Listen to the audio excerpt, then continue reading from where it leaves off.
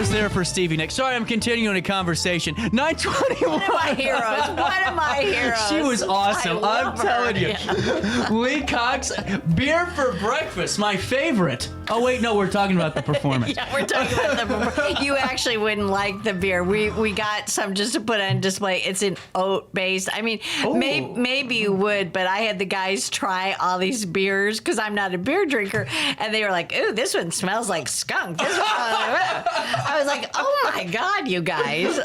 But, you know, I'm trying. It smells like Broadway on a Friday. Exactly. But one of the reasons I love this play, everybody's probably had one of those what if fantasies, like, why didn't I tell that guy or girl how I really felt? What if, you know, I could go back and relive that wonderful night and then choose differently? And even, yes, people in their 50s and early 60s, you know, wonder about that. So this looks at, well, what happens if you're forced to be in a small cabin in a snowstorm, of course, and you have to confront your past, all of it, good or bad, but the person who you loved more than anyone else. And suddenly the cabin seems very small, you know, because you're like, are we going to talk about real things or not? And I just love this play. Sean Grennan is a Illinois boy. He was very famous, wrote lots of plays and lots of musicals up in the Chicago area, but he's very grounded in Midwest values. And I just have always loved him. And then he moved to New York because his wife got cast in Wicked. And I thought, what a supportive guy. Good for him. But he said, I can write from anywhere. So I love this. And I've read a number of his shows, and we've even thought about doing them. And they're all a little quirky and funny. This is his best ever. It is so witty. It's so real. I have to think maybe this is part of his life story or something, because he actually acted in the premiere when he wrote this show in 2014, but it actually takes place the November of midterm elections in 2010. So it's right after Obama, right after the recession hit big. 50-year-old guys were very expendable and, you know, staying home and cleaning house because they couldn't find a job and, you know, not really feeling it. So they have this idea to go on this boys' weekend, and they're going to, you know, they end up playing drunken operation. They're like, we're just too old to go jump in the lake or, you know, really do anything. Well, this is such a connecting story for so many people. Because, I mean, we're not saying that everyone did that, you know, or went on that trip and got tucked in together, but we've all thought, man, how great would it be just for a month, you know, go out there and just forget about it all and just be in this, you know, space with my, you know, friends, whatever. This is really cool. And if you could see that person again, what would you say? And again, this is 30 years after college, and I had a wonderful trip when my goddaughter got married. She lives in Rockville, Maryland, and so Towson University is where she went, and then a lot of people from there. It's great liberal arts college, but they have an advertising program, so one of the characters, you know, I have go to D.C., and one goes to Johns Hopkins to be in med school, because I had to explain how haven't they seen each other, you know, but they're still all in the area because they all can drive to this cabin in Massanutten, which is in the Shenandoah Valley. See, it helps that I travel because you can actually put it together. I can always set the show somewhere, and I didn't want it to be in Illinois because it just didn't ring true that back then she would have been a well-known doctor and, you know, things like that. We weren't doing that right here.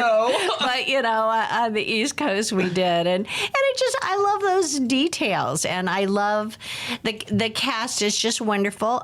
Bill Rowan is brand new, and he did Shakespeare all over the country. And so when he came, I said, this is as far from Shakespeare as you can get. I was getting ready to say, I'm like, that's going to be a tough transition. But one of the characters has had a stroke, and he was a dynamic president of a company, good-looking guy, exercised, did everything right, and then he's the one who has a stroke, where another character eats fried foods, drinks like a fish, you know, and, you know, he's hale and hearty. And those things happen, but Bill's character, he wants to be treated the same. He's like, I'm not lost my mind. I've not lost my feelings. I just have trouble pronouncing some words.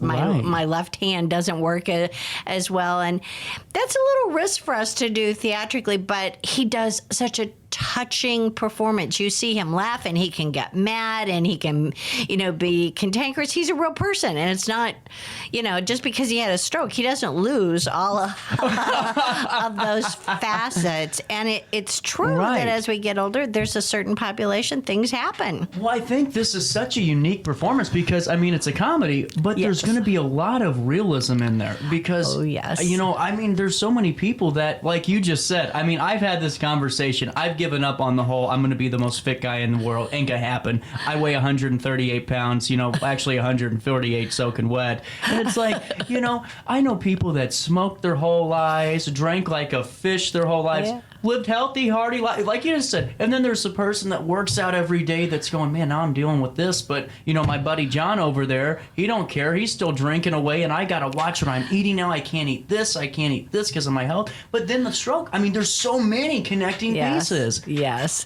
And I love all the food in the show. Well, I was loving all the food in the show until every night I have to fix it. But, one of the guys buys expired meat that he's going to put in the chili. And of course, then Jessie, the girl, comes in and says, I can make us a nice tofu and endive salad. The guys are like, well, maybe. I don't want to get sick. And, but there's all this food that they bring in and gets everywhere and all these different drinks because they play truth or dare. And so there's certain words they can't say. And then if they win or lose. And so it's kind of a battle of the sexes a little bit like that rom-com. Yeah. But it's also kind of a buddy, those movies, that kind of genre. But there's a lot more to it because we find out that each one of them actually has had a personal crisis. And so together, the support that the friends give each other, and of course, the true love that does exist, that we figure out pretty quickly. That couple, they're always poking at each other and saying they must really have loved each other at one time. And now they're figuring out, like, oh my God, we're both divorced. We're both. Well,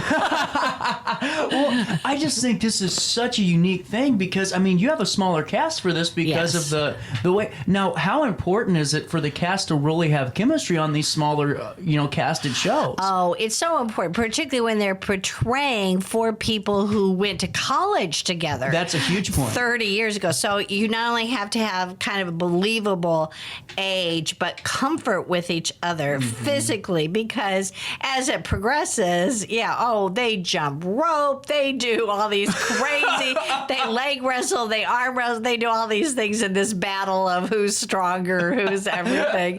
And so we use this whole set, and Jamie Orban, who's a teacher locally, she helped me make this look like a log cabin, ones I had seen and I took pictures of. And I've stayed in places like this, not easy to build. And of course, it has all the little doors for the bedrooms and the bathroom, and then we have to have snow outside, and they all strip down and put robes on, and they do jump in the lake. That's part of the truth and dare. And she's just a little bit like, I guess I'll have some hot tea, and they're like, my body will never be the same. And there's all kinds of jokes about what happens to men when they get in really cold, freezing water. That's awesome. Well, and that's what I just love this. And too, there's more time, really, I would think, for rehearsals in that way, because with bigger casted shows, you got to jump all the time. Do you have a little bit more time with the smaller cast? I took a little bit of time. I started earlier because you knew I was on vacation, but Gail's a director, Brant's a director. Randy has directed at other theaters. I hope he'll be directing at our theater soon. So I have pretty experienced people in this, but I got everything blocked and got all the set and all the props, and now I've got all the food. So that's a big part of that. But each one of them, when it's a small cast, that multiplies the lines. There's 4 different scenes in Act 1, and they go from the place is pristine to the place is almost trashed at the end because they've been playing these games and drinking and eating. So that's a big part of figuring out, okay, where does that go? What needs to be on the coffee table? How does this appear? How does it disappear? So that takes up a lot of time. But we're getting there. This is what we call crunch week. They're very close to being off book. So, but you put all the props and all the costumes. And last night we even used the luggage, and they were like, where do I put this when I come? The parts of the theater that they don't tell you. Where do I put? Well, exactly. When I saw just the rehearsals before I got deadly sick with flu, and almost everybody believed me, but one person, just throwing it out there. I was noticing there's so many different variables to a performance live. Because did I put this back in the right spot? If one thing's off a hair and you're used to that routine of going, oh no, I'm grabbing here and going, right, a whole scene stops almost. Well, and you have to practice last night. In fact, we had some of the beer in quotes, spill because they had never had two handle things out on the table at the same time, and they were doing the arm wrestling. But the character who's a neatnik and cleans house now for a living, he's like picking it up, and I said that could happen during a show. We have so much liquid. In fact, that's part of the challenge. They drink, again in quotes, so much during Act 1 that I'm like, are your bladders gonna make it to intermission? Right. And all three of the guys are like, I'll talk to you later. Like they're just shooting off there. This is so great. They had to memorize all the words to the Daniel Boone song. Do you know that song? You're gonna try. No. We all, my age, we all saw the show. Could I have told you even the first line of that song? But they were so excited to do it for me last night, because last night was my first night back, and they had memorized the whole song, and they had gestures of the. I know the tone. I got the tone. I just don't got the lyrics. So you can imagine three pretty good sized middle-aged guys who aren't real singers but giving it their all, And I said to Gail, now you can't laugh. You're supposed to look disgusted. You cannot laugh when they do this. And she goes, okay, I'll have to work on that. Well, could you imagine just somebody like making a delivery, not realizing you guys were rehearsing, coming in and just seeing something like, has that ever happened? Well, actually, somebody had borrowed or rented a costume piece and she did come in. She used to be active in the theater, and she goes, oh my God, it's a real log cabin, and oh my God, those guys are funny. I just think this is so cool. And I mean, you guys structure your season so well. I mean, just from an organizational standpoint, because it seems like there's distance between shows, but there's really not. No. We start rehearsals for Gentleman's Guide to Love and Murder on the 25th. And if any of your listeners have a good voice and would like to be in a fun musical, Gentleman's Guide is just one of the funniest musicals, but I need 14 incredible people in this. And our auditions are the 9th at 10 a.m. and the 10th at 1. Well, and that's and what September 9th, right? Yes, okay. September, yes. Well, and I just think it's so unique because from a viewer perspective, we don't see all the hard work. I mean, because it's constant. You guys are working. Yes. No one realizes, they think an 80-hour work cycle is, tough. Get ready to go into theater and see what you guys are pulling in for hours. Right. I just, but you don't overwhelm everybody. You have enough distance, and you have the circus kaput, which was cool, and you got all these components that really just structure this just beautifully. Well, thank you. We do try, and particularly this is our 90th. I mean, we read lots of plays, and I think I've told you 1 out of 10's a keeper. I just got one that was gifted to me that I hadn't looked at, and when I got home the other day, my internet was out, as I told you, so I was like, what am I going to do? I can't watch TV. I can't look at the computer. Right. So I read this play, and I was like, oh my God, this is charming. I was so surprised. So sometimes, we find things, but we pretty much have it mapped out for another 2.5 years, what we'd like to do. Now, your audiences may know we've run into problems with Waitress. It was no one's fault. It was not planned. It was supposed to be released by September 1st to non-equity, and she pulled back at the last minute. Sarah Bareilles, who is the author and owns all the rights, and said, "Oh, let's try a national tour." And I'm like, "Why? You're already making billions over in Europe," but it's her baby. I get it. So we're in the queue, first in line, and I know what can happen now that we've substituted a revival of Singing in the Rain, and we've got it. The rights, and we've got, everything paid. I know what'll happen. Come January, February, you'll get it. We'll get it. And then I said, well, then it will be our first show in September. I mean, we're committed to doing the show as soon as we can. And we did think we would be able to do it in May, but it looks like she's going to try a national tour. And as long as that's going on, no other theater could do it. Well, and see, that's such I think intellectual properties and rights are such a fascinating topic, because in pro wrestling, that was one of the huge classes I took was, who owns your name, and all these things. And I find it so fascinating, but I like Singing in a Rain as a substitute. It really is a fan favorite. It's a wonderful story. A little challenging to do. You really have to have those top 3 dancers and singers. But now we know, ahead of time. Interestingly enough, the authors, the playwright and the composer, they did not option the copyright. It was hanging out there in 2004, and then Music Theater International bought it. Gotcha. And so now they own it. And when I say a revival, the essence of the show is still the same, but some of the characters, back in the late 50s, some things were not so good. Not adequate to today's time. We had to change a little bit of the language and a little bit of the things. But so it's going to be a great show, and I think the audience will really, really love it. And I want them to know we're committed to doing as many Broadway shows, bringing to our local community as many new shows. And it was going well. They were releasing things. And then all of a sudden, you probably noticed, Mrs. Doubtfire is coming to the Fox for just a week. Come From Away has 4 performances at the Fox. I mean, Moulin Rouge is fairly new, but there's some shows that we've considered that we thought, okay, that didn't do so well on Broadway. It was too homespun, Midwestern, but it would do well here. And Mrs. Doubtfire is on the list for down the road. And so is Come From Away and maybe Moulin Rouge. So we're going to go check it out. But as long as the Fox as long as there's another national tour, and I think part of it is Broadway is still hurting. They're struggling. Their audiences are not. So to keep actors employed, they take shows on the road. Yep.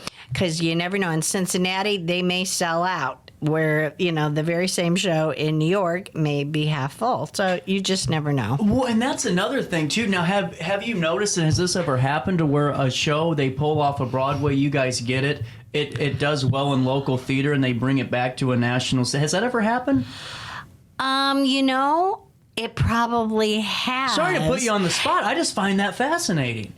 I know there's been some revivals where, they the whole thing about tryouts in Baltimore, New Jersey, or something like that. I'm sure it has. Mm-hmm. Like the show like Mrs. Doubtfire just comes to mind. It did not last very long on Broadway. Mm-hmm. And I thought, wow, the movie was so popular. So I really investigated. But if anybody follows the Tonys the way I do, everything that year, we're talking right beginning of pandemic, everything was dark and gritty and angry. And here's Mrs. Doubtfire, which is Midwest guy dressing up like a woman to get back in the house and see the kids, which I even had some people make negative comments like, oh, is he a stalker? I'm like, no, he's just a bumbling dad. Like, really, we've kind of lost our perspective on some We've things. all seen Mrs. Doubtfire. not. So, we want to see, because Tootsie was not a particularly great show in my opinion. Love the movie. It just bombed. And if people went to see it at Fox, a few people might have loved it. A lot of people left. So you just never know sometimes. But certainly we try and go with the best shows. I mean, we're not going to do the Book of Mormon. We're not going to do August Osage County. We're not. I mean, some of the language and Right. themes, the sensitivities. We're not all rated, PG, but. But pretty much we have to be aware of our audience, and people, again, want to be entertained. They don't want to come and be hit over the head with another lecture about things, You're right. or get in an argument with their friends. So, the whole political spectrum and things like this. That's why in Beer for Breakfast, there's a little bit of politics, but it's that naive politics that we had right after the election. It was very different than now. So I think it's important for audiences to always read the program that I spend hours writing, but That's also true. to look at the setting, because some things I know they'll come in and say, why is there just this dinky little TV? I mean, see, now we have these huge monitors, but they have to watch a video on this dinky little TV, which we found and got to work and found a video of Terms of Endearment, which is what she makes the guys watch. And two of the guys are crying, and the other one's like, I'm gonna kill myself if I watch another girl film, Well, and to me, I mean, that's would be the toughest part. Is unlike my show and unlike movies and TV, your audience is live in front of you. Yes. And I mean, I'm not saying this has ever happened, but in today's climate, you never know if you say something bad, what happens if someone freaks out in the studio. I mean, those are things that you have to do you consider those? Because to me, I would, because I'm a worrier. Oh, well, absolutely. I mean, even now in our society, this is so sad, but if there's even a recorded gunshot, let alone like a fake gun, we always announce that. And there's been shows where smoke has created fog. If people don't know that's going to happen, they could easily freak out and think that there was a fire. Yeah, or something. Wow. So any of the special effects, even the sparks, which are cold sparks and, our jets and things like that, we have to say this is nothing to worry. And this show we play so close. And last night when the guys were jumping rope, which is something to see 56-year-old guys jumping rope, but they're pretty game for it. But they're like breathing when they get done. They're like, "Can we have a beer? can we do that?" I'm like, no, you have to keep going. Man, those guys are great actors. I don't think they're acting. Yeah, exactly. And they said we're gonna be right there on the audience. I said, yeah, you miss a step and you land right. Because they have to play it downstage, because a jump rope takes a lot of space when you're in a small cabin. So the cabin expands as it kind of goes out in the wings a little bit. I'm looking forward to this, and I hope to dear God I can just go. I was miserable. I was looking, and you heard me. I was so excited for Spam-A-Lot. You were, and I knew you were so sick, and yeah, you didn't look good when I was here as your mother. I was like, oh. Well, I did, and I just now I really am looking forward to Beer for Breakfast, because even though it's funny, I think that there's going to be a lot of takeaways on this. Yes. And a lot of kind of not going, solving the world's problems, but going, yeah. I just think it's not hitting you over the head, but if you need to make amends with someone or tell them how sorry you are that maybe you just up and left and abandoned them, or that you did care for them, the honesty of the three characters, the fourth character that we don't see, the fourth guy turns out to be a real rat, and they all feel like very used and abused by him. And we've all had a friend like that. How could they do that? Yeah.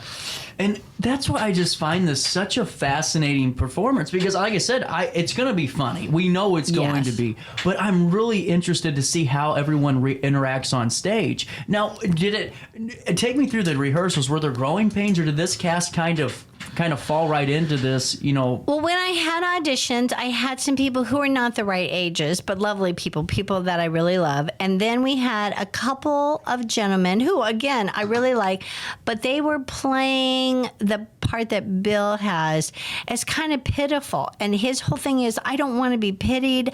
Don't always rush in and help me carry my bag. I can carry my bag. Right. I can do things. I was president of a bank, I haven't lost my mind.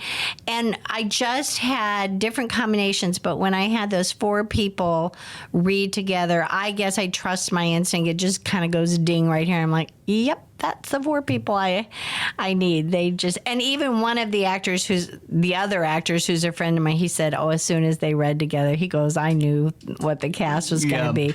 And experienced actors, they can sometimes sense that. But I love to have people audition because even if maybe they don't have the voice or they don't dance well enough, I mean, now that I'm doing 6 shows in this 9-show season, I mean, I keep people in mind. We keep a contact list, and we mean it when we say, please come back and audition. You will get better even attending auditions and learning from other people and picking a song that's good for your age. We have these young girls sing these angst songs from Les Mis, and I'm like, no, you're not really right for that.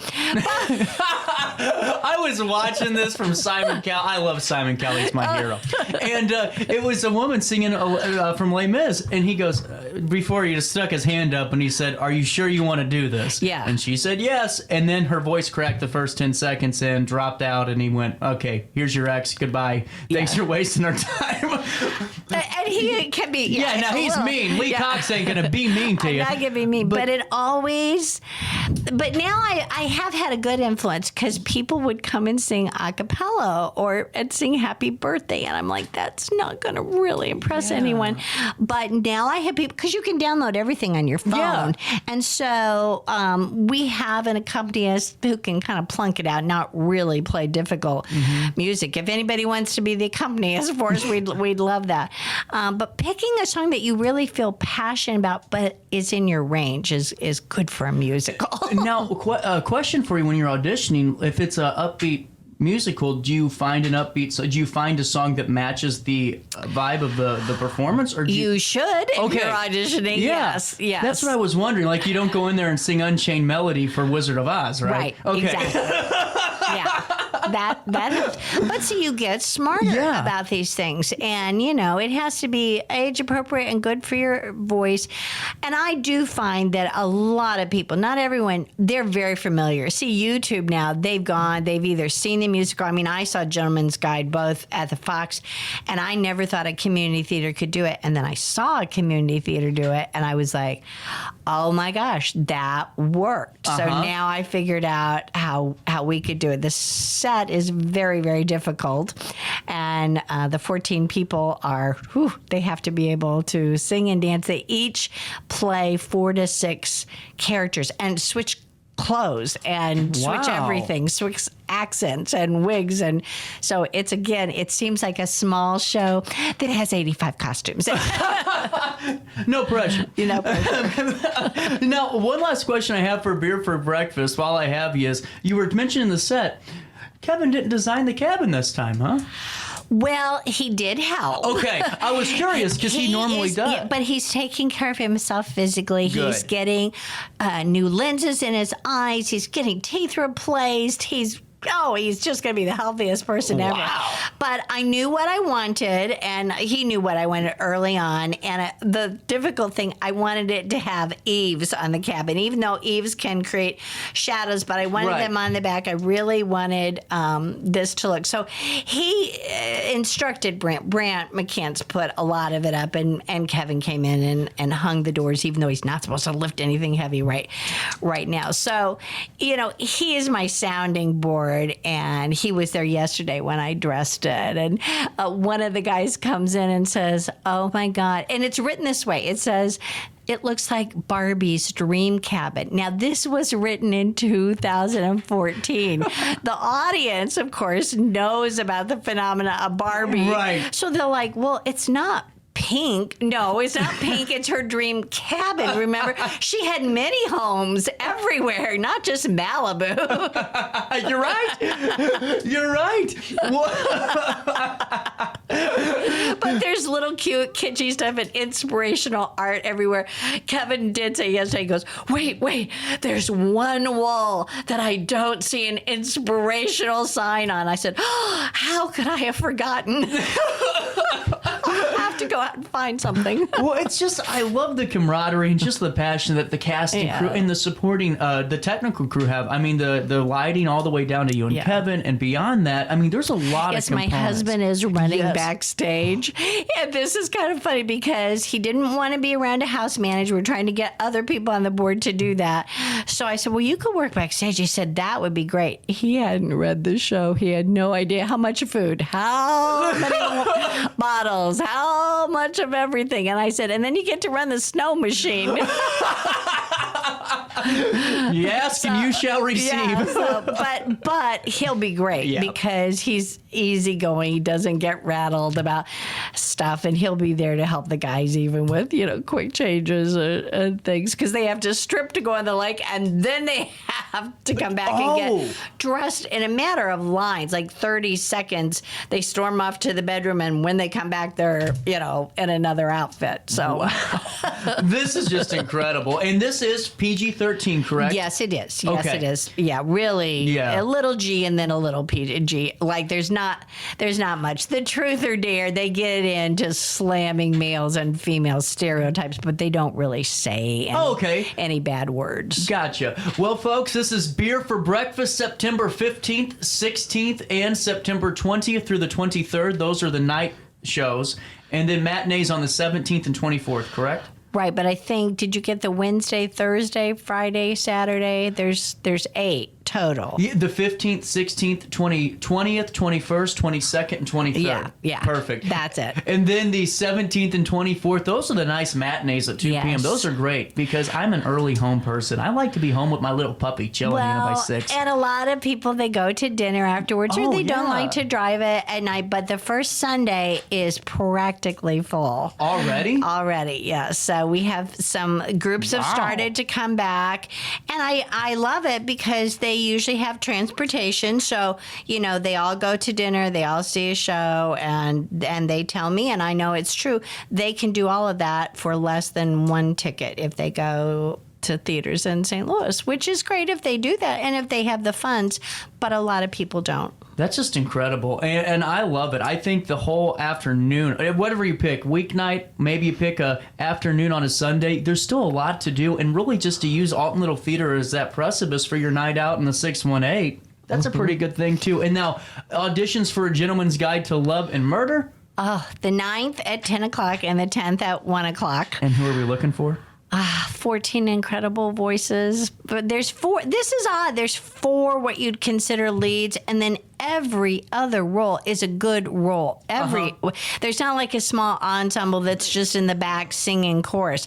They all play different characters. It's 200 years of Dykesquith, history and all of this. And so you go from the prison to the boudoir to the dining room. Oh yeah, it's not easy to stay. That's what I was gonna. Oh, now that's a tease because I got to ask all about this. Well, and doors that the library opens up, and then suddenly ancestors appear there in pictures, and it's not an easy show to do, but Brant loves the show, has always loved the show, and I loved it. And Dr. Woody Woodiel is going to be the music director, and Mary Fox is our choreographer. It takes a whole team, and she also would like to be in the show and said, I'm going to audition. Is that okay? I said, of course it's okay, because then you'll be here every night so you can help me out if they're messing up that soft shoe number.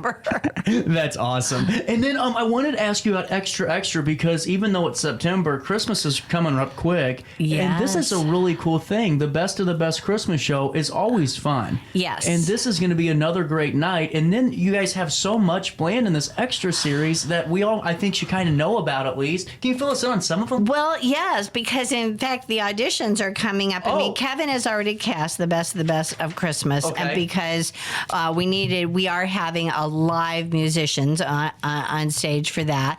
And he and his wife, Anne, are really hosting it, but also singing. And then we have some incredible talents. And I mentioned Abby Stahlschmidt and Eric Struthers, he's local, and people may know Abby because she's played in Branson. They both have played with Trans-Siberian Orchestra, and they're going to be kind of the feature, but some great local voices, but in a concert kind of fashion. Anne loves Amy Grant, and they went to see her at the Fox last year, and she said they just had this piano and then a guitar and a drummer, and they did all these beautiful songs and just beautiful voices. And so that's what we thought would be really special. And then we go right into January with the studio series. And yes, I need up to 20 people who really want to learn about acting and take either a small or a featured or maybe a leading role in 3 different new shows.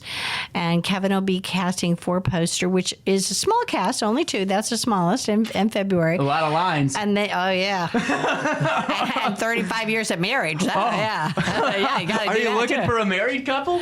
No. Oh, okay.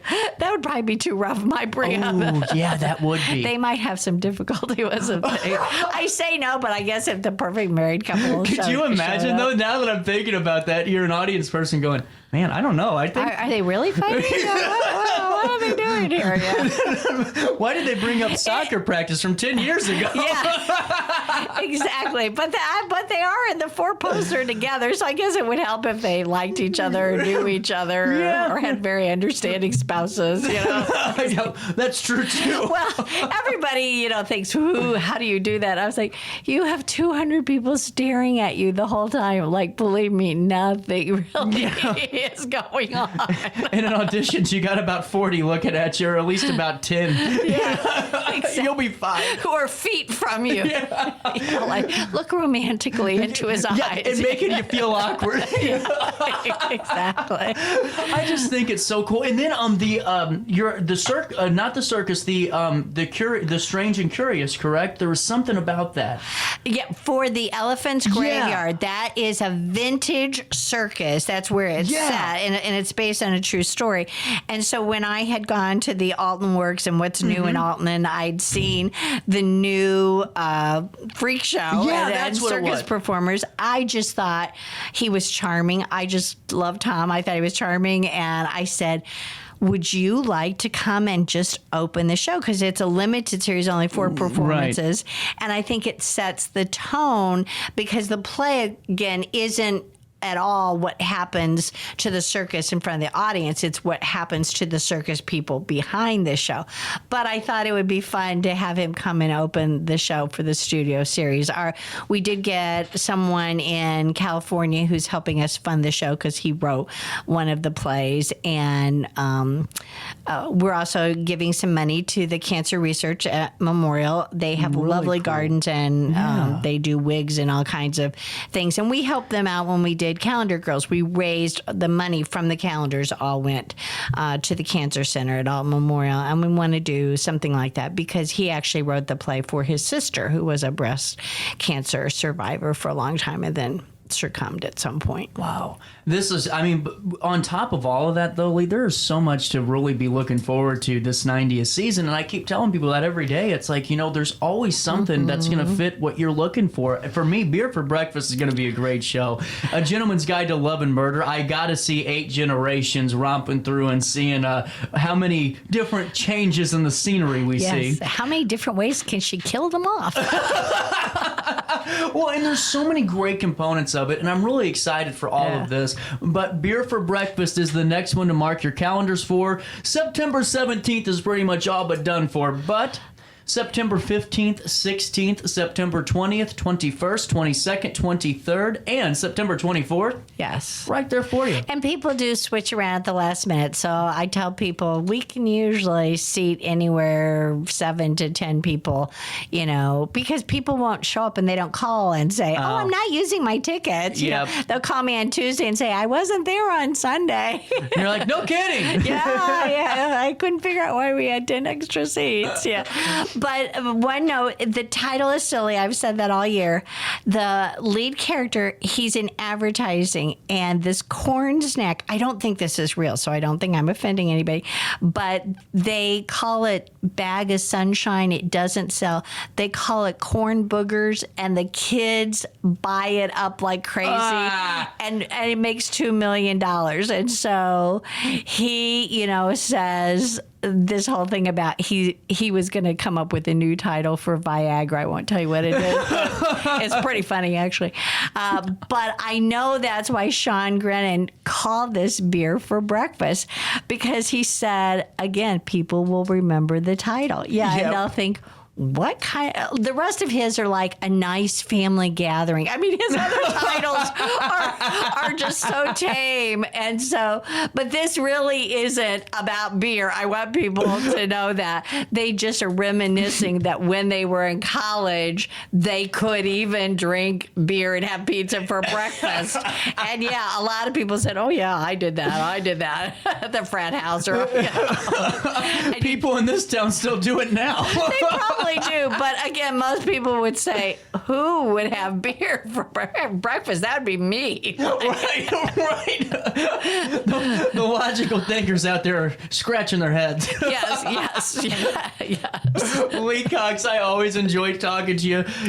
Heck with Theater Tuesday. We just gave you the Theater 9 o'clock hour.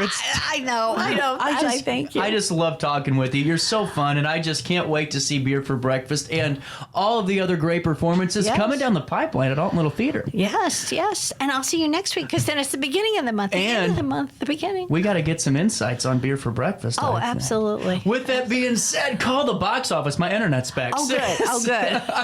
618-462-3205. That's 462-3205. Slap a 618 in front of that, and you are right there talking to Lee Cox or Michael and buying your tickets to the great performances at Alton Little Theater. Yes, leave us a message. I'll get it.